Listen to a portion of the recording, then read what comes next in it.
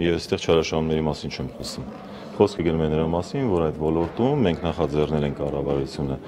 մեծ փոփոխություններ, բարեփոխումներ, գիտեք հիմնական մոտեցումը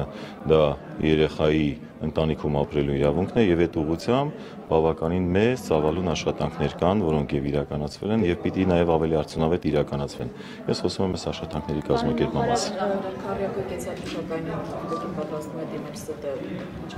Լսել եմ դրա մասին, չէ, որևէ մեկնաբանություն չունեմ։ Երեք նշնական որոշեցին իրենք արդեն։ Հնարավոր համարում եք, որ նորից նույն process-ով անցնեք, նորից հակասահմանադրական։ Ես կանխատեսումներ չեմ ցանկանում անել որևէ։ Պարտադիրը որ հակասահմանադրական էր ճանաչվել, այդ պարտադիրը ըստ էության մնացել է։ Իմ կարծիքով այն բոլոր խնդիրները, որոնք արծարծվել էր Սահմանադրական դատարանի որոշման մեջ,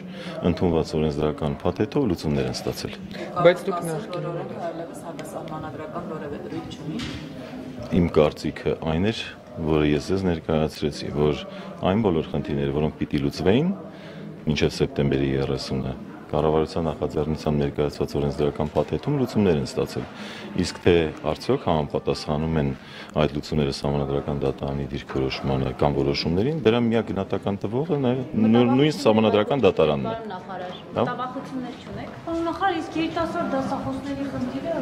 Գիտեք, վարչապետը հանձնարարական է ֆինանսների դատարանը, այդ ուղղությամբ աշխատանքներ են տարվում, առաջարկություններ ներկայացնում են կառավարությանը։ Նախկիներս վստահաբար նշվում է, որ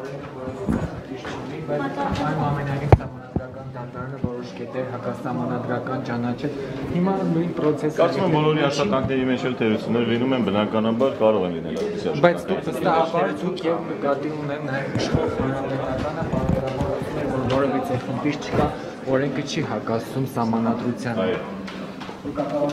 Եվ արդյունքում պարզ դարձավ, որ դուք սխալվել եք, չէ՞։ Դուք եւ իշխող հանրապետականը։ Դուք եթե ուշադրությամբ վերդեվեք են բոլոր խնդիրներին, որոնց մասին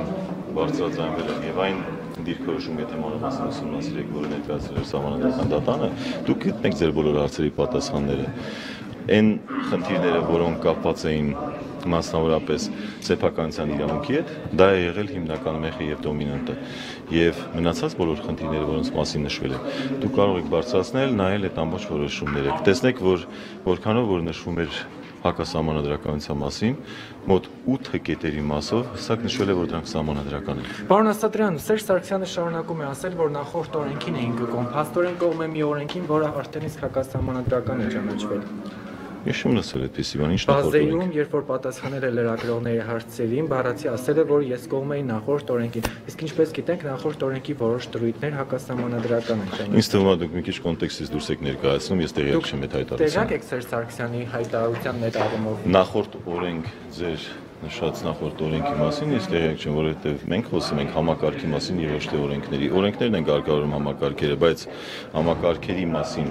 ներկայացված դիրքորոշումը, որ